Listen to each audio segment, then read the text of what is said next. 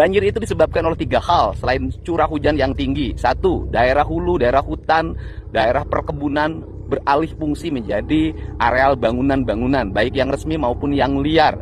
Kemudian, daerah aliran sungainya mengalami pendangkalan, kemudian penyempitan, berubah bangunan sepanjang sungai. Kemudian daerah hilirnya, rawa-rawa, sudah diuruk berubah jadi bangunan. Kemudian danau-danau mengalami penyempitan, bahkan mengalami perubahan fungsi menjadi tidak ada. Nah, ketiga hal inilah yang menjadi penyebab banjir. Untuk itu, langkah yang harus kita lakukan bersama adalah mengembalikan daerah hulu, berani membongkar bangunan-bangunan yang ada di daerah resapan air, di areal perkebunan. Yang kedua, melakukan pelebaran sungai, pendalaman sungai, membongkar bangunan-bangunan di bantaran sungai. Yang ketiga, mengembalikan alih fungsi danau-danau.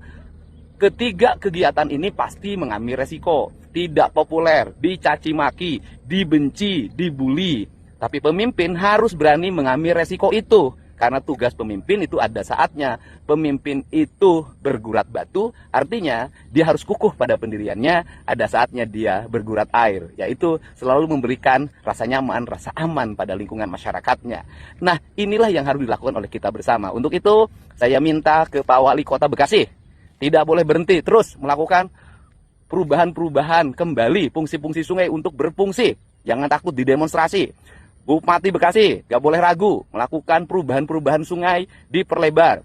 Kemudian Bupati Kerawang, jangan ragu melakukan perubahan-perubahan di daerah-daerah yang dianggap hilir yang itu berpotensi banjir. Bupati Bogor, jangan ragu melakukan langkah-langkah penanganan pelebaran sungai, kemudian juga pengerukan sungai. Semua harus dilakukan. Karena apa? Kita ini bekerja bukan demi perorangan. Kita bekerja bukan demi hari ini.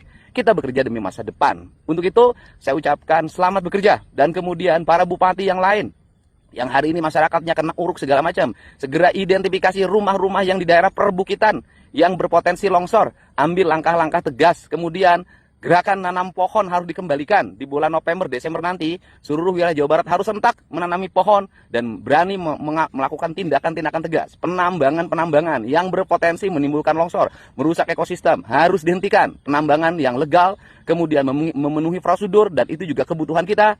Tetap kita berikan ruang selama mereka taat kepada aturan, kemudian tidak merusak lingkungan, kemudian juga menjaga kesejahteraan pegawainya, bukan hanya memperkaya dirinya saja.